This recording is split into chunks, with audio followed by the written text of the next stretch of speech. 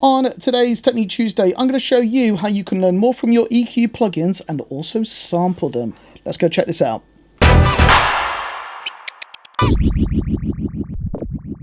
Hi, I'm Greg and I'm from Lucid Recording Studios, and as I said in the introduction, today's episode is all about Q-Clone and more importantly how you can use it to sample your EQ plugins. And I've got these on and I don't know why because I'm just doing the introduction, but it doesn't matter. So you're probably going, Greg, why on earth do I need to learn how to sample my EQ plugins? I've got loads of CPU power. I can just run duplicate plugins.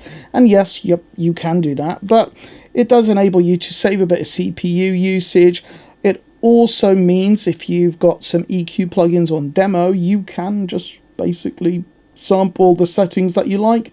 And that way, save yourself a bit of money, especially during these cache less times. And the other thing, and this is probably the most important reason, is because you can learn about your EQs. So when you can hear and see the curve that's being applied, I think it's an incredibly valuable learning tool, and I'm going to show you how to do that. I know there's another episode where I showed you how to use Q-Clone with external EQ units. Today's purely just about using it with software. So what I'm going to do is I'm going to bring us to Pro Tools, and I have a track here. You'll notice again that I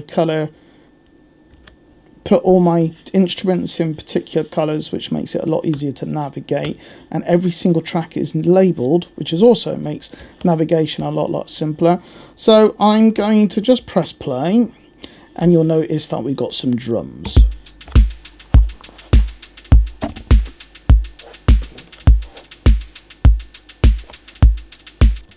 So that's what we've got at the moment. And first of all, let me just show you the plugin, what I mean. I'm just going to show you on this click track. So I'm going to come down here and I'm going to go to EQ. And Q-Clone is split up into two plugins. It is split into Q-Capture and Q-Clone. Now the first plugin that we're going to want to use is Q-Capture. And if I just unmute this channel, you will hear this sound. I'm sure it could be used as a form of torture, but ultimately I believe it to be 20 Hz to 20 kHz as a pulse. It's a bit like using a impulse response for a convolution reverb, but we're just using this to go through our EQ plugin. So I'm just going to undo that. Now, normally I would put this on an audio track and I would send it out, but for today's example, I'm going to create an aux track, just mono, and I create that there. First of all, I have to send its output to an output, so I'm going to just choose bus 3 to be simpler. So it's going to go out of bus 3, but then we're also going to return the signal into bus 3. And you might kind of go, again, Greg, what on earth are you doing? Why would you put it out and in on the same thing? Reason being is the signal needs to go out and also receive. Using it on the same aux and the same bus, it's going out and coming back in. And the reason being is we then apply Q-Clone on whichever track we want to apply the EQ to. So I'm going to bring up both of these plugins, and you will notice there's a capture part here. So if I push capture, whatever is applied to this will now be applied here.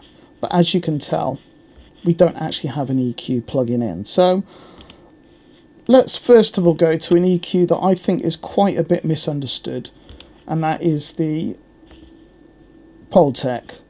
I bought up the wrong one, but it doesn't matter because I'll just change it. I wanted to use the PuigTec, which is based on Jack Joseph Puig's personal PuigTec. Excuse me. I'm going to bring this up. So let's talk about what we've got here. So we've got Q-Capture. It's sending its impulse that we heard earlier into here. This it's then receiving the signal back from this, and then we are applying the curve onto here.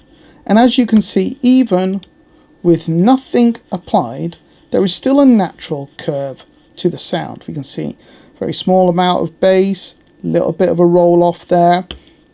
That's just the inherent sound of the electronics of the device.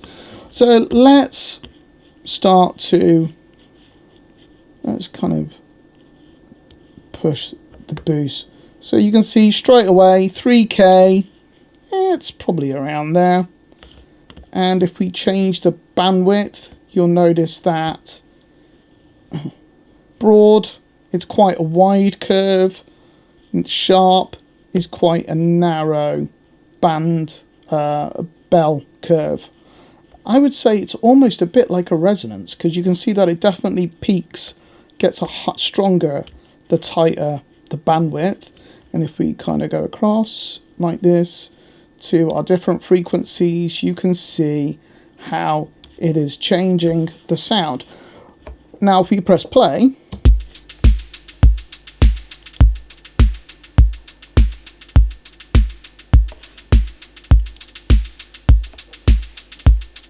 we can apply it,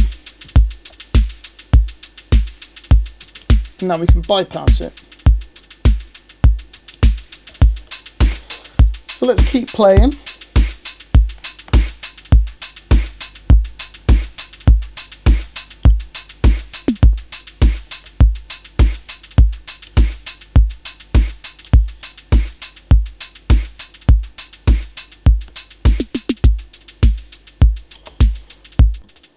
So one thing with the PuigTec is that it's only two bands, a low frequency and a high frequency, but with the low frequency you've got a attenuation and a boost.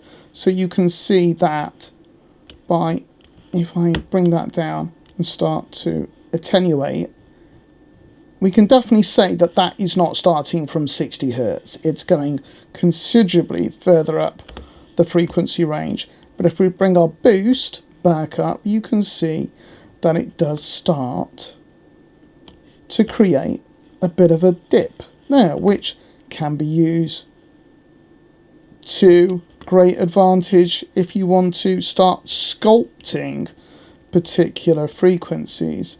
And if we go up it's almost like going up an octave. So those frequencies, although they kind of give you a starting point, but they're certainly not accurate by any means of the imagination. And if we bring that down, and if we try it with our attenuation, so let me just turn that boost down and turn this up, you'll see that you've got 20K, 5K, 10K. So if we could bring this down to 5K, this is one thing I like. If you start to boost, you can start to almost create a bit of a dip in the middle, which is quite cool. So that using the attenuation, you're setting the attenuation curve before the high frequency boost. So I quite like that. I think that's quite a nice thing to use. And so for example, earlier on I created a setting here. So let me just go down here. So drum bus sweetener. Load. Those were the settings that I used.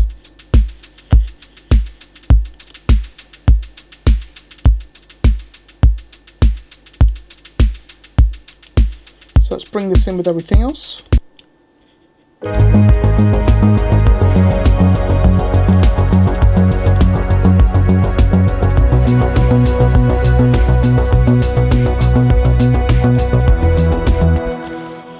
So I'm going to change this to something else now. So let's take the PuigTec off and let's apply a different EQ plugin. So for example, let us look at like, I don't know, Focusrite Red EQ. So this is, and we need to change this back to capture. You'll see that this is pretty much very flat. It's no natural electronic sound of its own. You can boost. Let's see how wide the cues are. but that's so we've got a bit more detail. So that's 600 hertz, and I'd say that's pretty much bob on. This one definitely does what it says on the tin. So what's the high frequency shelf like?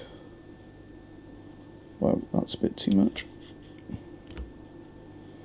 Again, you can see with the high frequency shelf, it's definitely, so though it says 10K, it's starting to boost from 2. So you can really use this, as I said earlier, to learn about your EQ plugin. So let's try the passive EQ by Softube. Again, little bit of a natural curve, a natural slight boost at the top end. So what is this going to do? Right. So we can change the curve. We can change the frequency. Let's change that to cut. So that's 1K. Yeah, that's about right. I think this one is based on the massive passive by Manly. So that really is today's episode. Q-Clone, when it first came out, was about $1,000 in 2006. Obviously now it is 2021, and I think you can probably get it on special for like $30. So I think it's definitely worth having. Yeah, it was intended to be used with sampling hardware EQ plugins, which I do. But I think it is also, as I've already mentioned, a very, very useful learning tool for you to learn about the EQ curves that your plugins are creating. So it teaches you better and teaches you more about the EQ plugins that you have, and will help you choose better for the right tool for the right job. So there you go. If you have any questions, write them in the comments beneath. Smash that subscribe bell button thing. If you like what we've done, put a thumbs up. If you didn't, just slag me off in the comments beneath. I'm really not bothered. And if there's anything you want us to do in a future episode, let us know, and we'll see you in the next episode. Take care.